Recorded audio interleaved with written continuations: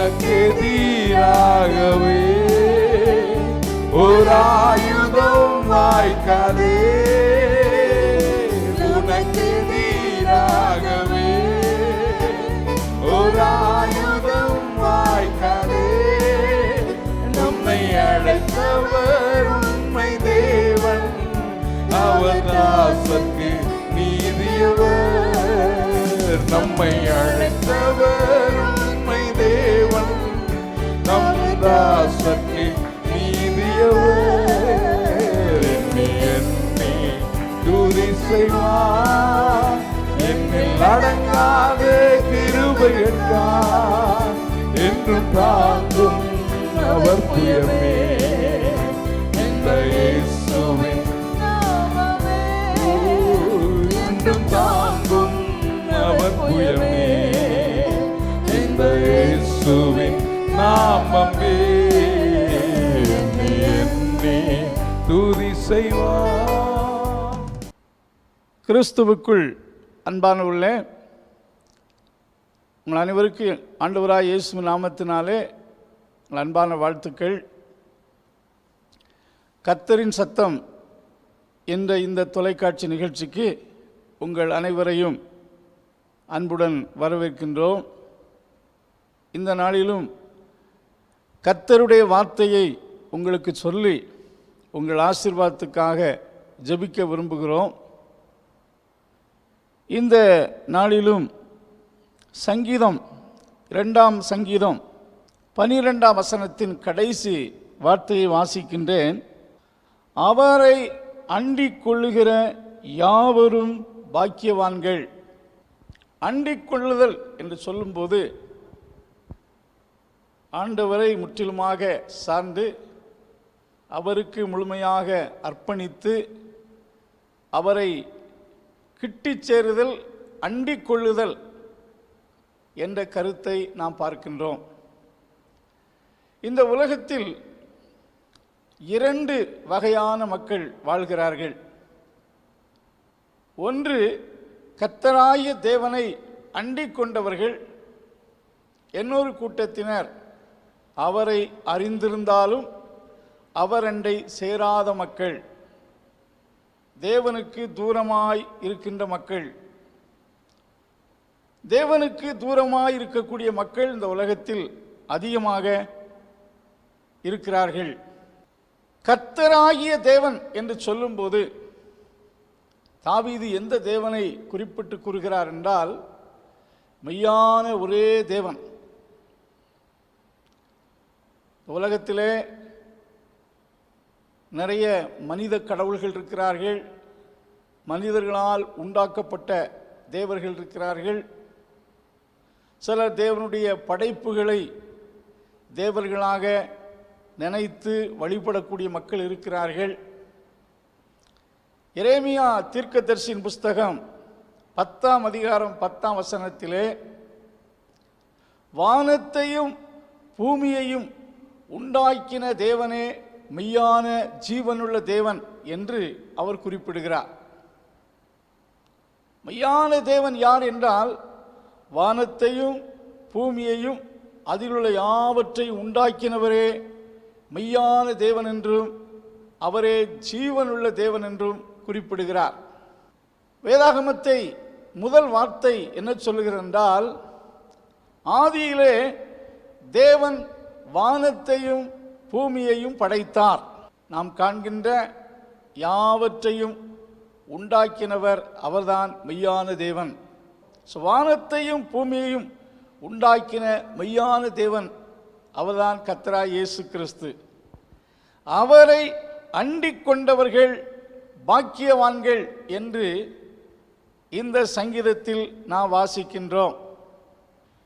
இந்த உலகத்திலே மக்கள் அநேக காரியங்களை கிட்டி சேர்ந்து அண்டி வாழ்கிறார்கள்.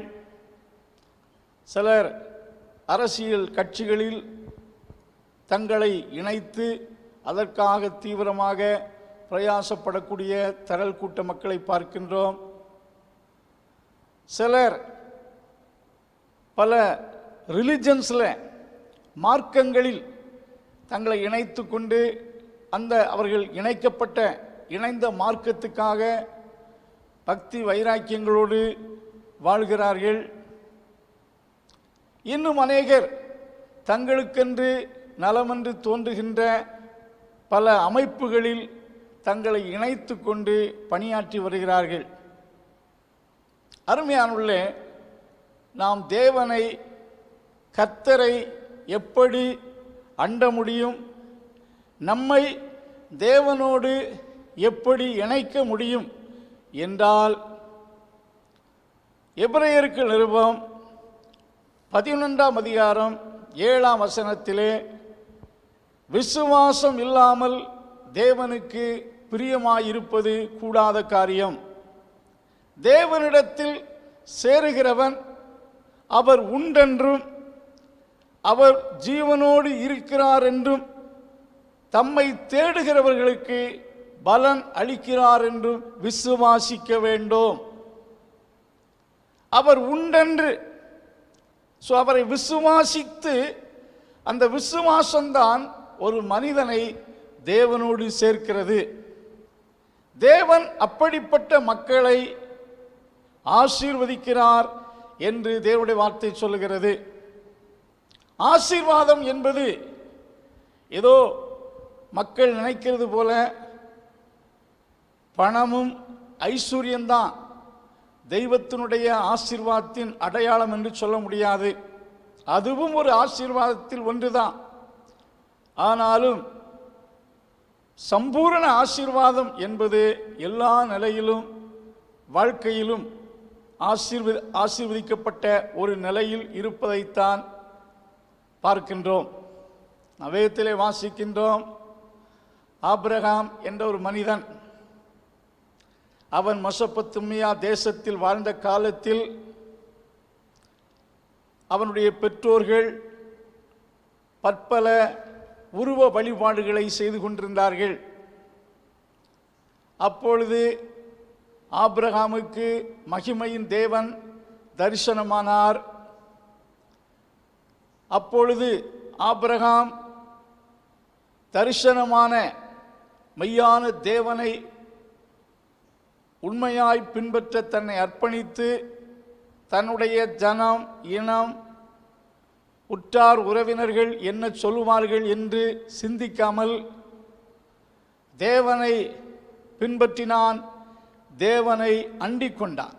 அவரை விசுவாசித்து அவரை பற்றி கொண்ட ஆபிரகாமை ஆண்டவர் எல்லா விதத்திலும் ஆசீர்வதித்தார்.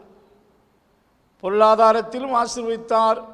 ஸ்பிரிச்சுவலி, ஆவிக்குரிய நிலையில் தேவ வழிபாடுகளை பெற்று அவன் எல்லா நிலையிலும் ஆசீர்வதிக்கப்பட்ட ஒரு சீமானாக இருந்தான். கர்த்தர் அவனை ஆசீர்வதித்தார் என்று கர்த்தருடைய வார்த்தையில் வாசிக்கின்றோம். ஆண்டவரிடத்தில் வந்த அத்தனை பேரையும் வசனம் சொல்லுகிறது, அவரை அண்டிக் கொண்ட சிலரை அல்ல, அவரை அண்டிக் கொண்ட அனைவரும் பாக்கியவான்கள் என்று கர்த்தருடைய வார்த்தை சொல்லுகிறது. தேவனிடத்தில் சேர்வதில் நிறைய மக்கள் மந்தத்தன்மை உள்ளவர்களாக இருக்கிறார்கள். 1ஆம் நூற்றாண்டிலே அப்போஸ்தலர்கள் என்று சொல்லக்கூடிய கிறிஸ்துவின் சீடர்களோடு கர்த்தருடைய கரம் இருந்தது.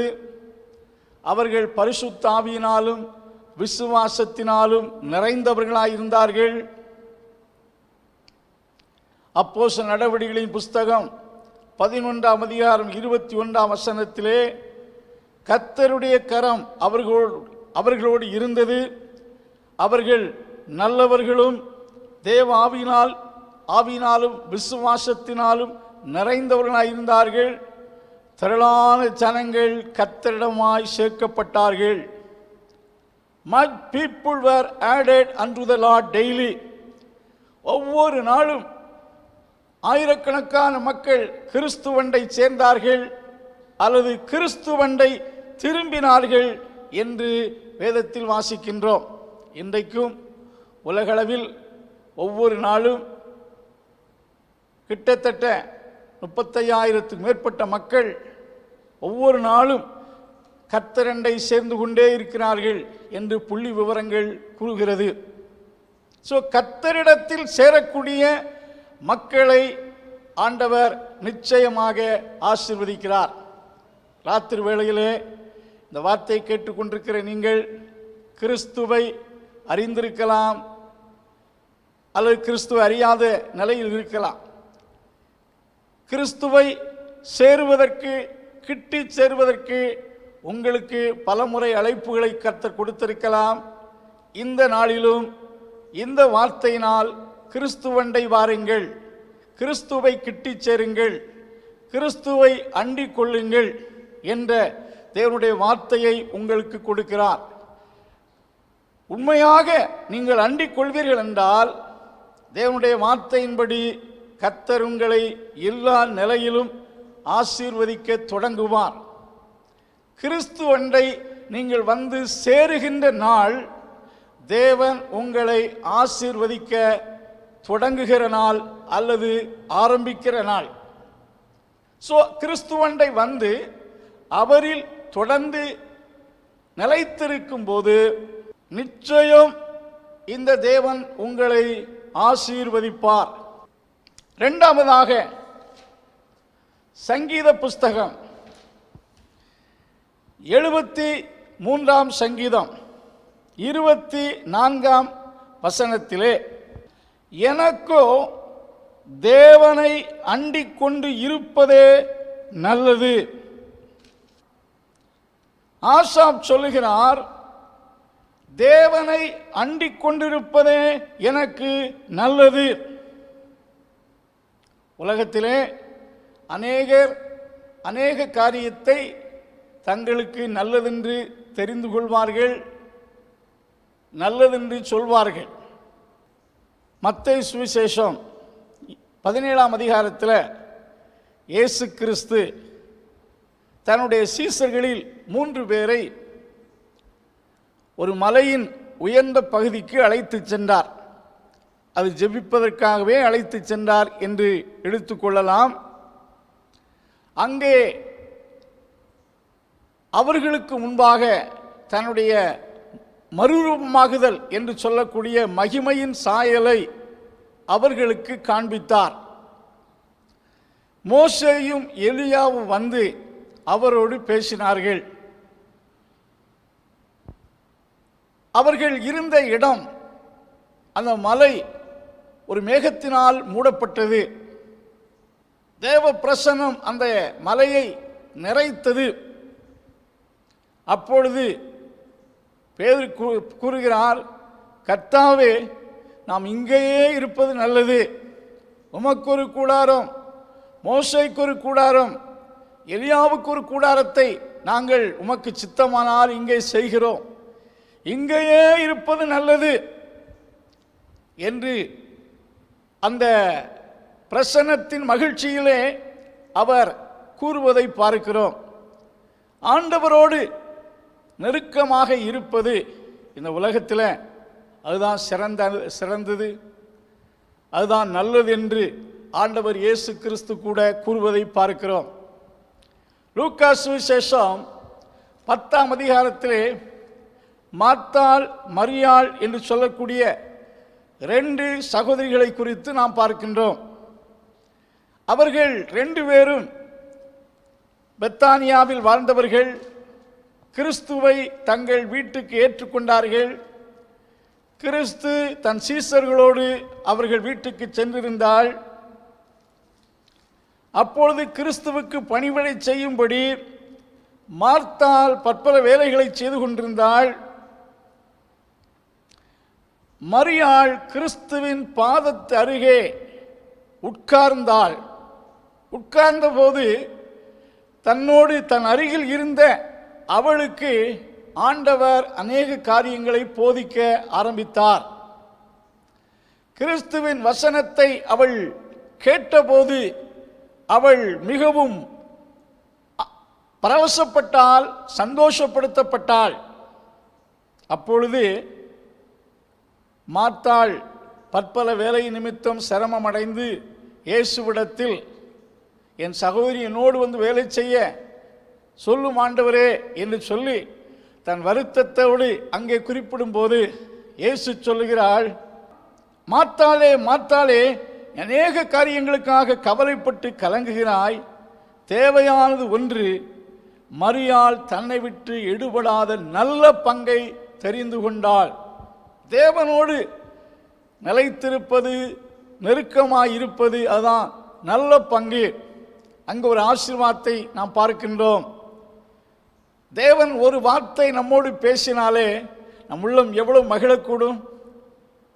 உலகத்தில் எவ்வளவு சிறந்த ஃபங்க்ஷனுக்கு போகலாம், எந்த இடத்துக்கு நீங்கள் போகலாம், ஆனால் தேவனை கிட்டி சேர்வது, தேவனை அண்டிக் கொள்வதில் இருக்கின்ற ஆனந்தமும் ஆசீர்வாதமும் மகிழ்ச்சியும் வித்தியாசமானது.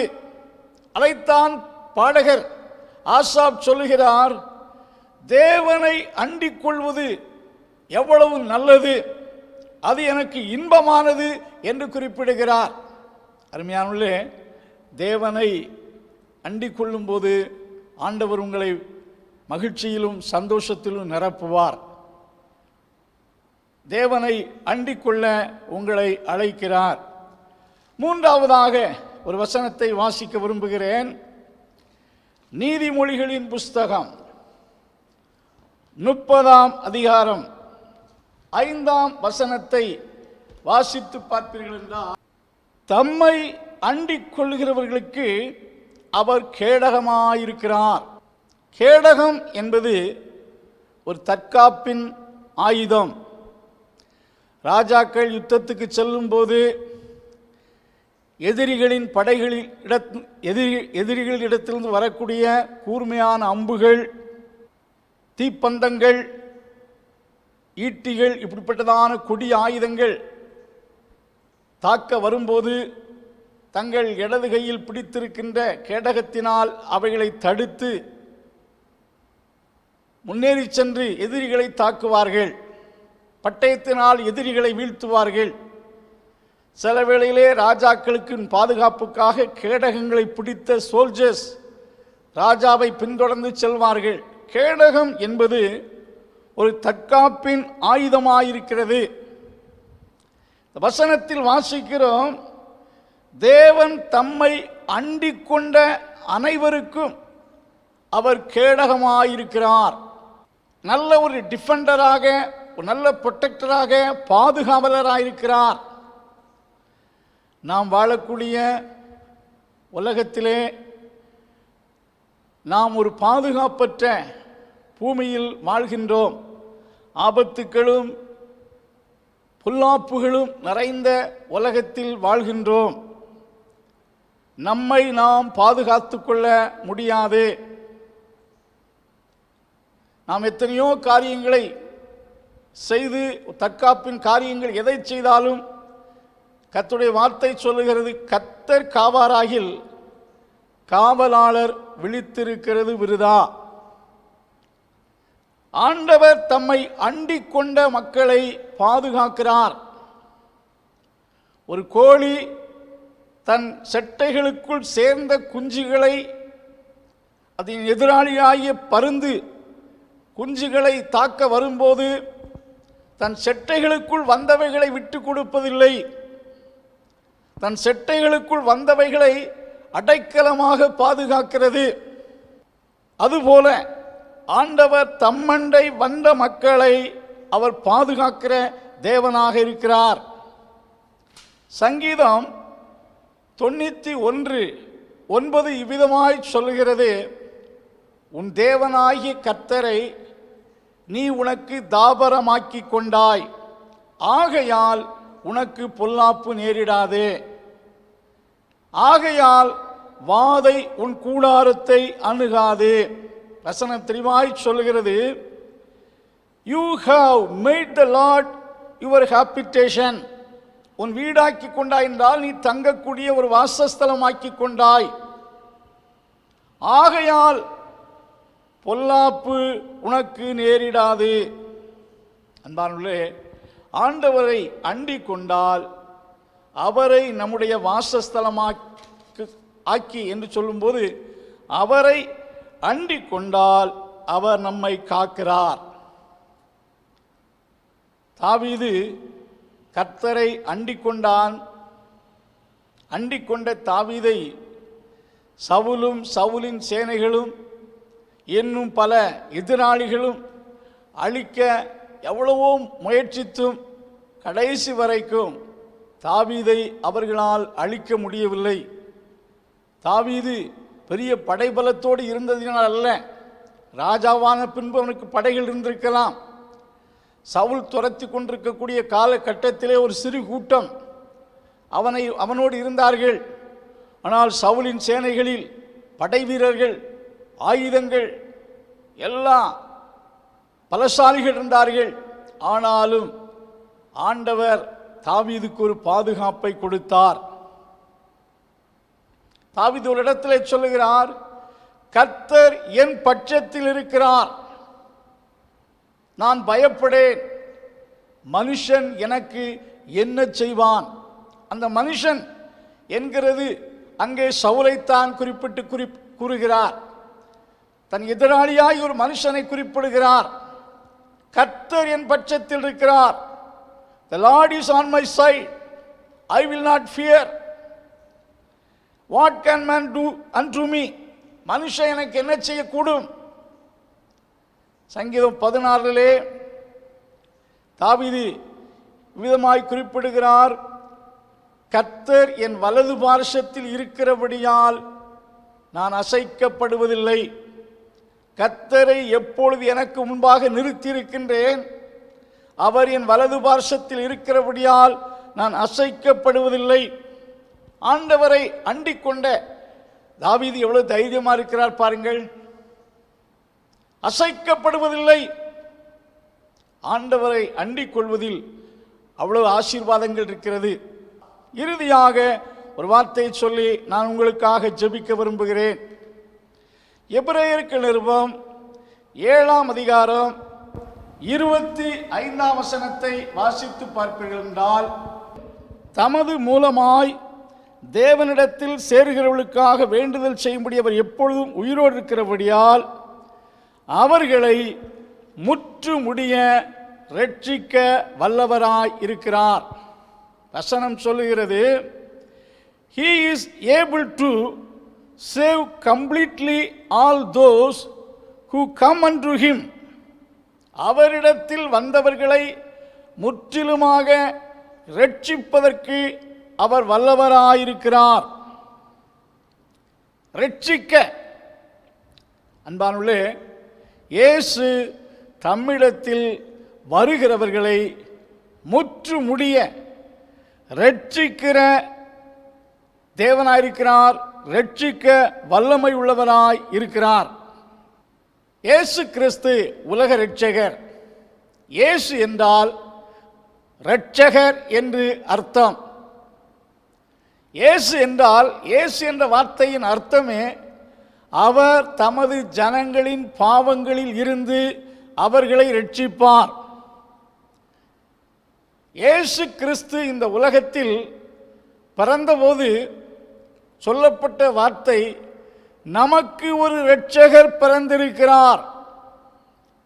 A savior is born to us, for us. நமக்கு ஒரு மீட்பர், ஒரு இரட்சகர் பிறந்திருக்கிறார். Who is Jesus? இயேசு யார்? அவர் இரட்சகர். தமது ஜனங்களை பாவத்திலிருந்து விடுவிக்கிறவர். தம்மிடத்தில் வருகின்ற எல்லோரையும் அவர் பாவ கட்டிலிருந்து விடுவிக்கிறார். Sin is a cruel master. ஒரு கொடுமையான தலைவனுக்கு ஒப்பாக ஒப்பிட்டு சொல்லப்பட்டிருக்கிறது. Sin make great men and women slave. பெரிய மனிதர்களையும் அடிமைகளாக்குகிறது. உலகத்திலே பெரிய நிலையில் இருக்கக்கூடியவர்களாக இருந்தாலும் பாவம் எல்லாரையும் சிறைப்படுத்தி தனக்கு அடிமைகளாக்கி இருக்கிறது. இயேசு சொன்னார், பாவம் செய்கிற எவனும் பாவத்துக்கு அடிமையாயிருக்கிறான். நிறைய பேர் பற்பல கெட்ட பாவ பழக்க வழக்கங்களுக்கு அடிமைப்பட்டு இருக்கிறார்கள். அதை அவர்கள் விட விரும்பினாலும் அது அவர்களை விடாது. எந்த ஒரு பாவமும் ஒரு மனிதன் செய்து பழகும்போது அவன் விட்டுவிட எவ்வளவு தீர்மானித்தாலும் அது அவனை விடாது. ஸோ எந்த வகையான பாவங்களாக இருந்தாலும் ஒரு மனுஷனை அடிமைப்படுத்துகிறது, ஆண்டு கொள்ளுகிறது. சங்கீதம் 19ஆம் சங்கீதத்திலே பாவம் அவர்களை ஆண்டு கொள்ளுகிறது என்று சொல்லும்போது sin has dominion over them, அவர்கள் மேல் தன்னுடைய ஆதிக்கத்தை செலுத்துகிறது. பாவத்தின் அடிமைத்தனத்துக்குள்ளும் ஆதிக்கத்துக்குள்ளும் இருக்கக்கூடிய மக்களுக்கு சமாதானம் இருக்காது. இந்த உலகத்தில் மக்களுடைய பிஹேவியர்ஸ் என்ன கொடூரமானதாய் மாறிவிட்டது. பொய்களுக்கும் அநியாயங்களுக்கும் பாவங்களுக்கும் அக்கிரமங்களுக்கும் மனுஷர்கள் சிறைப்பட்டு கிடக்கிறார்கள். தங்கள் மார்க்கத்தில் வெறித்தனமாயிருக்கிறார்கள், தங்கள் கொள்கைகளில் உறுதியாயிருக்கிறார்கள். ஆனாலும் பற்பல பாவங்களுக்கு அடிமைகளாயிருக்கிறார்கள். ஒரு மனுஷன், ஒரு மந்திரவாதி, ஒரு ரிலிஜியஸ் தலைவன், ஒரு பிரீஸ்ட் இந்த உலகத்தில் பாவ சிறையிருப்பிலிருந்து ஒரு மனிதனை விடுவிக்க எந்த அதிகாரத்தில் இருக்கிறவரால் முடியாது, ஒரு தேசத்தை ஆளக்கூடியவரால் முடியாது. அன்பானவர்களே, மனுஷ மார்க்கங்கள் மனிதனை பாவத்திலிருந்து விடுவிக்க முடியவே முடியாது. சவாலாக சேலஞ்சா சொல்ல முடியும். இயேசு கிறிஸ்து வருவதுதான் ஒரு மனுஷனை பாவத்திலிருந்து விடுவிக்கிறார். கர்த்தருடைய வார்த்தை சொல்லுகிறது, குமாரன் உங்களை விடுதலை ஆக்கினால் நீங்கள் மெய்யாகவே விடுதலையாவீர்கள். மனுஷர்கள் தங்களை பாவத்திலிருந்து விடுவிக்க எந்த பலிகளை செலுத்தினாலும், எந்த நற்கிரியைகளை செய்தாலும், எந்த புண்ணியஸ்தலங்களை நாடி தேடி சென்றாலும், எந்த அவதார புருஷர்களை தேடி சென்றாலும், எத்தனை முறை எந்த புண்ணிய நதிகளில் நீராடினாலும் மனுஷனுடைய ஜென்ம கர்ம பாவங்கள் அவனை விட்டு நீங்காது. அவனுடைய பாவ அடிமைத்தனத்திலிருந்து எதுவும் அவனை விடுவிக்க முடியாது. Jesus is the Xavier. நீங்கள் அவரை அறிந்ததினாலே அந்த அறிவு உங்களை விடுவிக்க, அவரிடத்தில் வரும்போது, அவரை அண்டிக் கொள்ளும் போது வசனம் சொல்லுகிறது, அவர் தம்மிடத்தில் வருகிறவர்களை விடுவிக்கிறார், தப்புவிக்கிறார். அன்பானுள்ளே, ஆண்டவர் தம்மண்டை வந்தவர்களுக்கு விடுதலை கொடுக்கிறார். இயேசு சொன்னார், நானே அவரென்று நீங்கள் விசுவாசிக்காவிட்டால் நீங்கள் உங்கள் பாவத்தில் மரிப்பீர்கள் என்று சொன்னார். ஆகினாலே பாவத்திலிருந்து ஒரு மனுஷனை விலை கிரயமின்றி ஃப்ரீயாக விடுவிக்கிறவர் இயேசு கிறிஸ்து ஒருவரே. ஆகினாலே இந்த மாலை வேளையிலே நீங்கள் ஆசீர்வதிக்கப்பட வேண்டுமென்றால் கிறிஸ்துவை சேருங்கள், கிறிஸ்துவண்டை வாருங்கள். இந்த நிகழ்ச்சியின் மூலம் இந்த வார்த்தைகளை கேட்டுக்கொண்டிருக்கிற உங்களையும் கிறிஸ்தவ மார்க்கம் அல்ல, கிறிஸ்தவ சபைகள் அல்ல, கிறிஸ்து உங்களை தம்மிடம் அழைக்கிறார். கிறிஸ்துவண்டை நீங்கள் வருவீர்கள் என்றால், கிறிஸ்துவுக்கு உங்களை ஒப்பு கொடுப்பீர்கள் என்றால், கிறிஸ்துவை நீங்கள் அண்டிக் கொள்வீர்கள் என்றால் உங்கள் வாழ்க்கை எல்லா நிலையிலும் மேன்மைப்படுத்தப்படும், ஆசீர்வதிக்கப்படுவீர்கள். கர்த்தர் உங்களை ஆசீர்வதிப்பாராக. ஆமென்.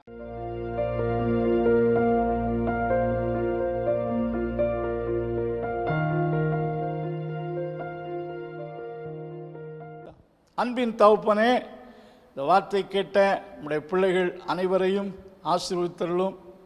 உம்மண்டை திரும்புவதற்கும் உம்மண்டை வருவதற்கும் நீர் கொடுத்த இந்த வாய்ப்பை பயன்படுத்தி கொள்ள கிருபை தாரும். இயேசுவின் நாமத்தில் ஜெபங்கள் நல்ல பிதாவே. ஆமென்.